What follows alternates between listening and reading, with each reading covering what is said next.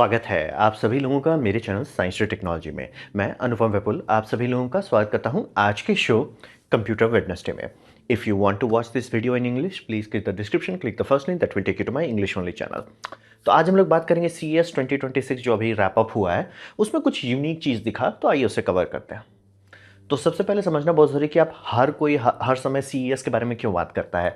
तो ये जो ट्रेड शो है एक तौर से ये बनाया गया है कंज्यूमर इलेक्ट्रॉनिक शो, और ये 1967 से चल रहा है, मतलब कि आदम जमाने से इसको चलाया जा रहा है। और ये one of the largest if not the largest, मतलब कि बहुत बड़ा है वर्ल्ड में, जो एनुअली होता है, यानी कि हर साल होता है। जैसे कि अभी मैं एक एक्सपो में जाने वाला हूँ, ये केमटेक एक्सपो है, तो ये हर 2 साल में होता है, हर साल नहीं होता है। तो बहुत सारे बड़े बड़े एक्सपो हैं, लेकिन सालाना होना और इस साइज़ का होना, ये इसके पास यूनिक एबिलिटी है।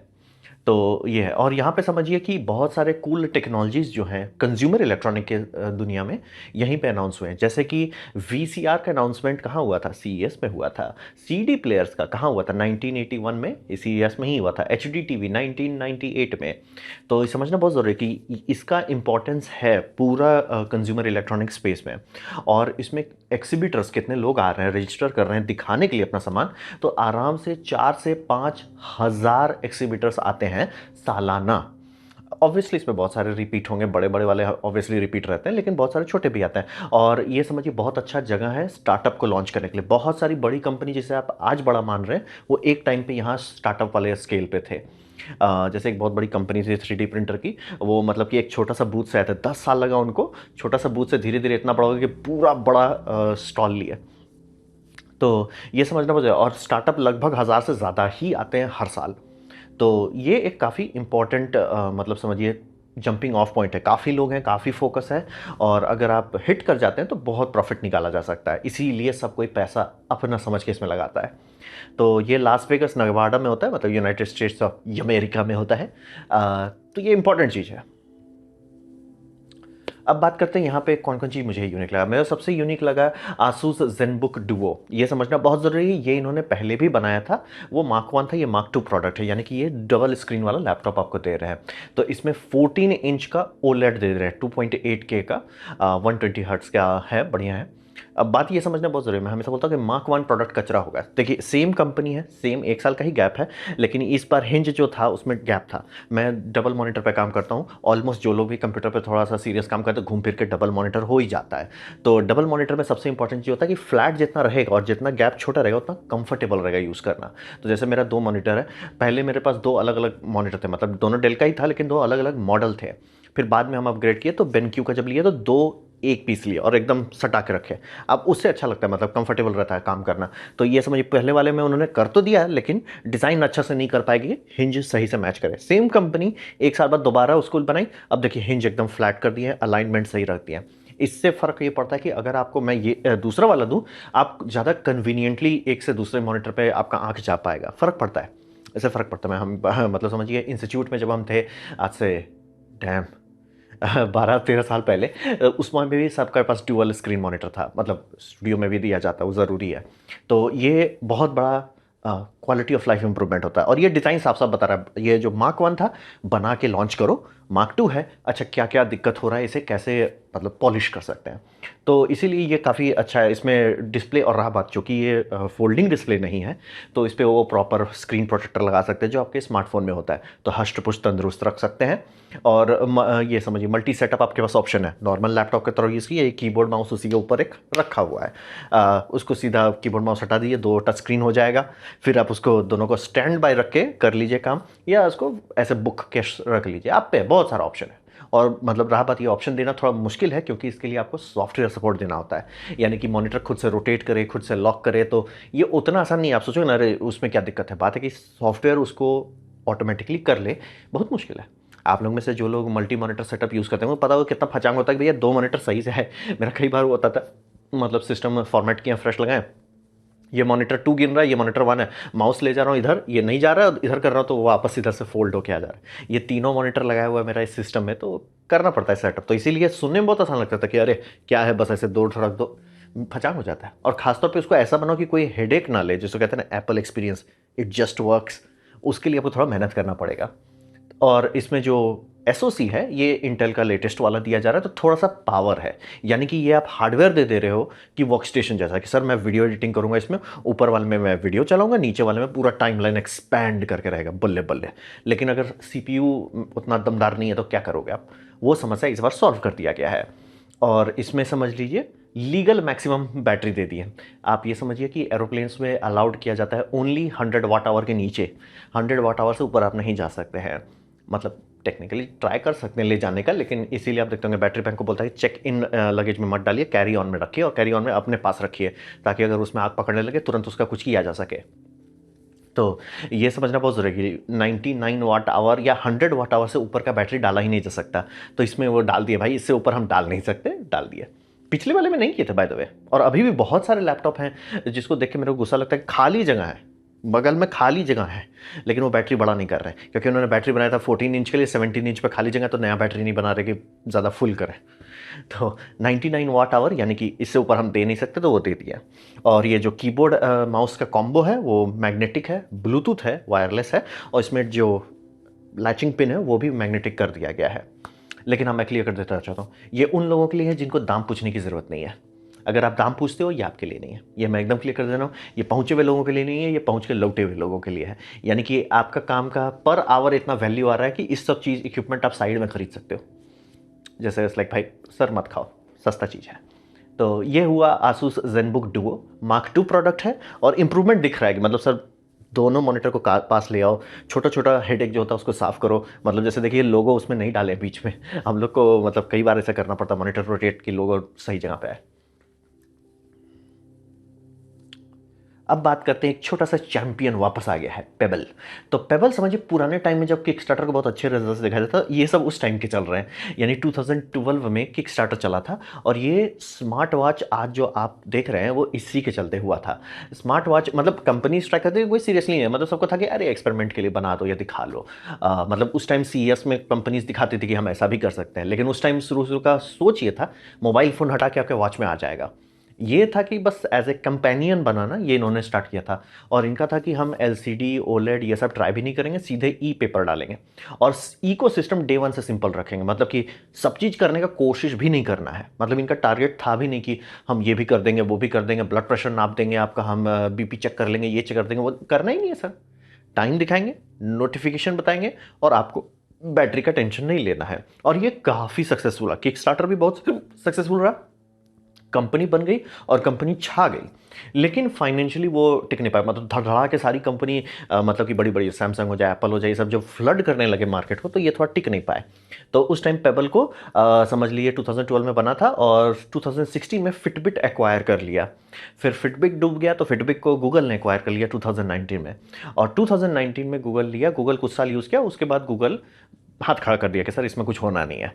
तो गूगल लेकिन थैंकफुली ऑपरेटिंग सिस्टम जो इसके लिए डेवलप किया गया था उसे ओपन सोर्स कर दिया है। मतलब गूगल उसको खा नहीं गया। तो ये बहुत अच्छी बात है, गूगल इस मामले में सही करता है। कई बार बहुत बड़े बड़े भरपुष्ट ओपन सोर्स प्रोजेक्ट को सपोर्ट करता है।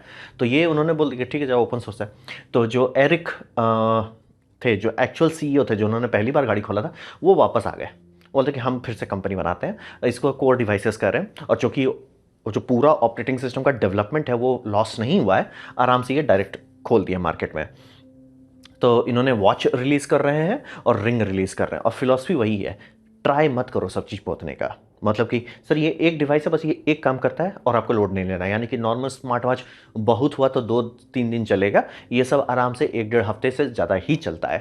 तो ये फिलॉसफी ही अलग है। मतलब ये ट्राई भी नहीं कर रहे कि हम ये भी कर देंगे वो भी कर देंगे। सर एक सिंपल चीज़ है, सिर्फ नोटिफिकेशन बताता है, आपको लोड नहीं लेना है। तो और रिंग जैसे, तो रिंग क्या करता है, सिर्फ वॉइस नोट लेता है। बहुत चीज़ वो पोत नहीं रहे कि पोत दो, दाम भी महंगा हो जाए, बैटरी भी कम हो जाए, फचांग भी ज़्यादा बढ़ जाए, वो सब नहीं कर रहे हैं। तो ये आप समझिए वॉच है, वॉच प्लस है, उससे ज़्यादा कुछ नहीं है। तो ये थोड़ा यूनिक है कि मतलब एक कंपनी इतना लंबा रास्ता से गया फिर वापस आ गया किस लगा भाई हम करते हैं। और पब्लिक का इंटरेस्ट बहुत हाई है, खासतौर पे वो लोग जो ओरिजिनल पेबल को यूज़ किए हैं। मतलब कि, और बाय द वे ये समझना बहुत ज़रूरी है, ओपन सोर्स प्रोजेक्ट बनाना बच्चों खेलने का चाहिए, मैं बना के बैठा हुआ हूँ, लेकिन उसको इतना लव मिले, उतना प्यार मिले कि सब कोई उसको मेंटेन करे। कंपनी हट बंद हो चुकी है, तो उसके बाद भी पेबल के पास ये था। मतलब पेबल के जो लॉयलिस्ट हैं वो 10 साल तक चलाए रखे पेबल ऑपरेटिंग सिस्टम को। तो वापस जब आ रहे हैं तो बहुत इंटरेस्ट है मार्केट में। तो ये काफ़ी यूनिक रहा। अभी लॉन्च नहीं हुआ, मतलब कि इन्होंने अनाउंस कर दिया हम ये उतारने वाले हैं, टारगेट है मिड 2026 में। अब आते हैं एक नया टेक्नोलॉजी जो टीवी के दुनिया में हल्ला कर रहा है खूब, माइक्रो आरजीबी।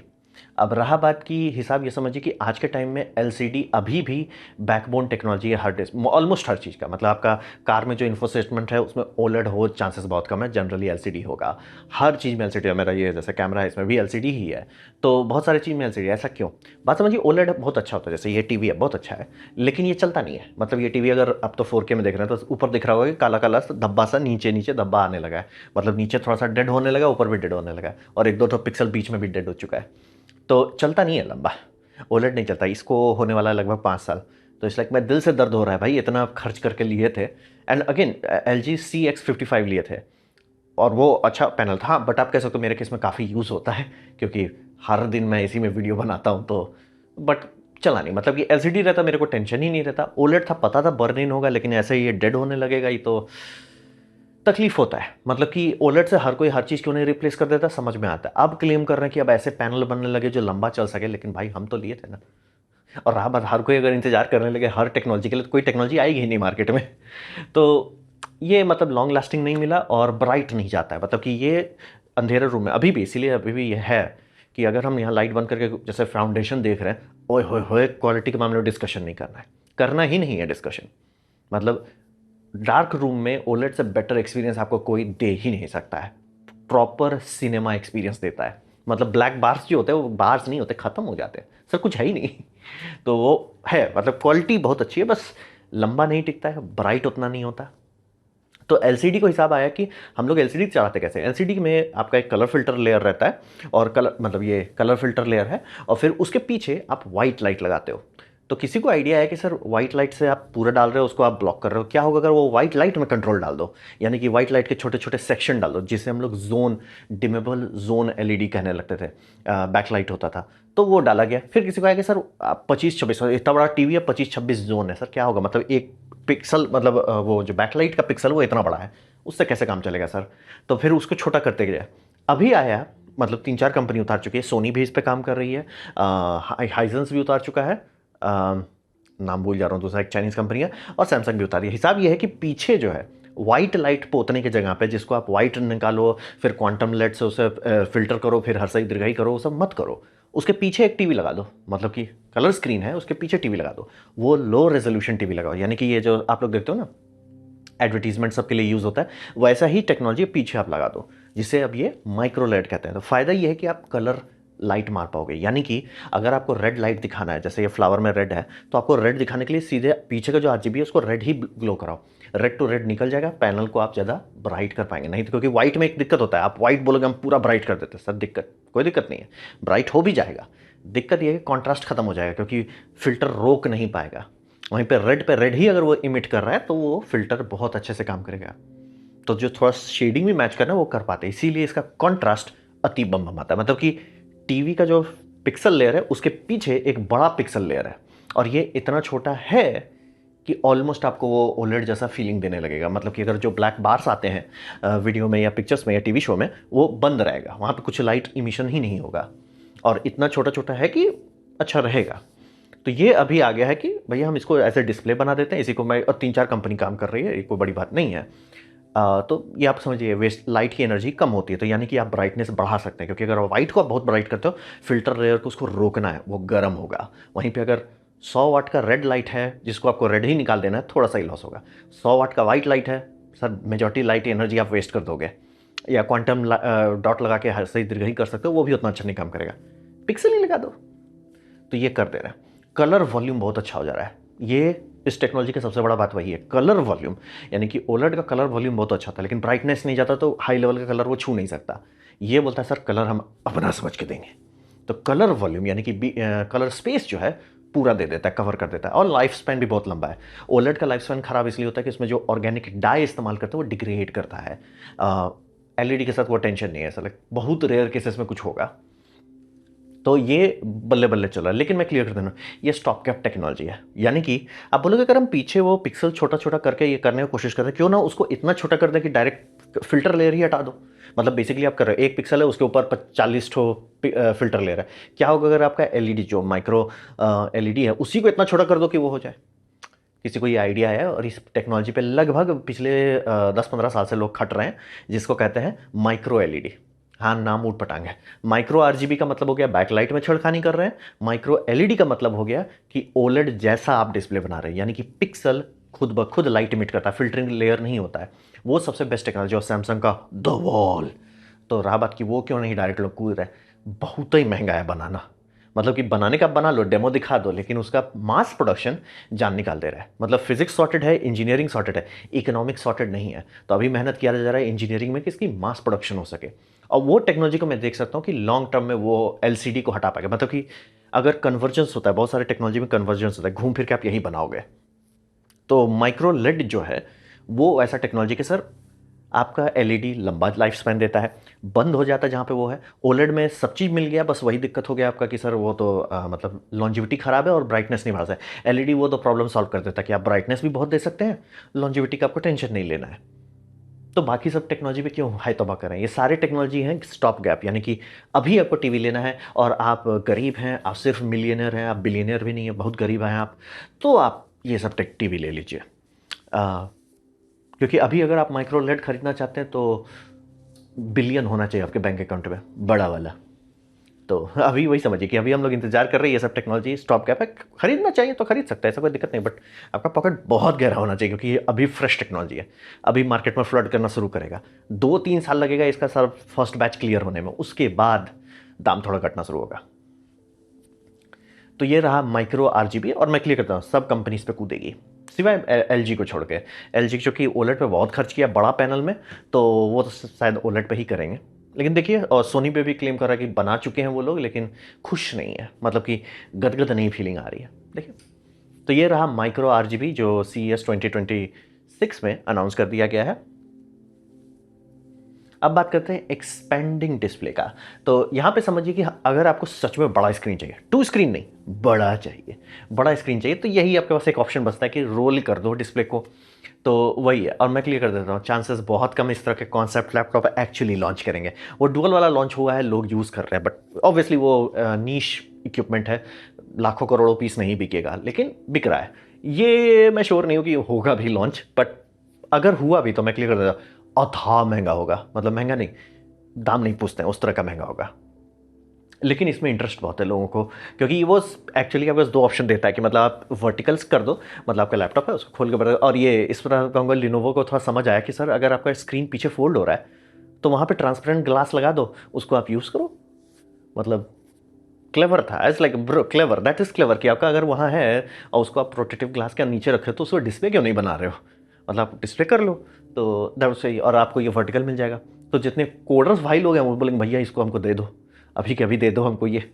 तो है, उसका भी डिमांड है। और जो वाइड है, वाइड में सबका क्या है कि सर कैसे बहुत बड़ा वाइड बनाए, या 2 छोटा मॉनिटर पोते हैं, या रोलेबल कर दो, लंबा कर दें। तो डिमांड बहुत है, मतलब, और उतने लोग हैं जो इसको पैसा दे सकते हैं। और रहा बात, पहला बैच निकलने के बाद ही दाम घटेगा। पहला बैच में लोगों को रिस्क लेना ही पड़ेगा, नहीं तो बोले कोई नई टेक्नोलॉजी आएगी ही नहीं। तो वही है। और आप ये ऐसा ले सकते हैं जो आपका नॉर्मल से ये अल्ट्रा टॉल हो जाए, प्रोग्रामर्स को पसंद आएगा, डिस्कॉर्ड में आप कुछ काम कर रहे हैं, रेडिट में कर रहे हैं, वो सब बल्ले बल्ले हो जाएगा। या आपको है कि सर हमारा ये है लेकिन वाइड होता तो मज़ा आ जाता, सर ये वाला ऑप्शन है। मतलब हॉरिजॉन्टल एक वर्टिकल है। तो ये एक्सपेंडिंग डिस्प्ले वाला अनाउंसमेंट हो रहा है। मैं क्लियर कर देना चाहता हूँ, चांसेस मुझे नहीं लगता कि ये अभी लॉन्च करेंगे। बाकी सारा तो ऑलरेडी रेडी है मार्केट में, मतलब ऐसा आपके पास होना चाहिए। ये देखिए, बट हाँ, ये मैं क्लियर करता हूँ, लिनोवो ये दूसरी बार दिखा रहा है, तो चांसेस है कि वो धीरे धीरे ट्यून करते जा रहे हैं प्रोडक्ट को। तो देखिए, ये बहुत स्मार्ट लगा, मतलब क्लेवर था। मतलब अच्छा डिवाइस क्लेवर होता है, हाई तौबा नहीं पोता जाता उसमें ज़्यादा, क्लेवर होना चाहिए। सर क्यों लोड ले रहे हो? तो ये भी काफ़ी चमक सकता है। और यही हमारा सपना था भविष्य का ना, कि ऐसे खोल दो पूरा डिस्प्ले हो जाए। कितना साइंस फिक्शन में आप देखें कि ऐसे पॉकेट से लेता है पूरा डिस्प्ले ही खोल लेता है, ये सबसे नज़दीक है उसके। तो ये था मेरा प्रेजेंटेशन सीईएस में कुछ जो यूनिक चीज़ देखने को मिला था उसके बारे में। उम्मीद करता हूँ आपको अच्छा लगा, कुछ सीखने को, कुछ समझ में आया। अगर ऐसा है लाइक कर दे तो उसे शेयर कर दे, उससे मेरा काफ़ी भला होगा। नहीं अच्छा लगा, नहीं पसंद आया, कोई बात नहीं, आप डिसलाइक दबा सकते हैं। मैं कमेंट डिसलाइक 2 बार दबाएं, उससे मुझे पता चलो कितना पसंद हुआ है। मैं आपसे कहूँगा कमेंट लेके, मैं हर कमेंट को पढ़ने की कोशिश करता हूँ। आपसे कहूँगा सब्सक्राइब कीजिए, बेल दबाइए अगर आप फ्री हैं तो। आपने वीडियो देखा जान कीजिए, बहुत खुशी हुई। धन्यवाद।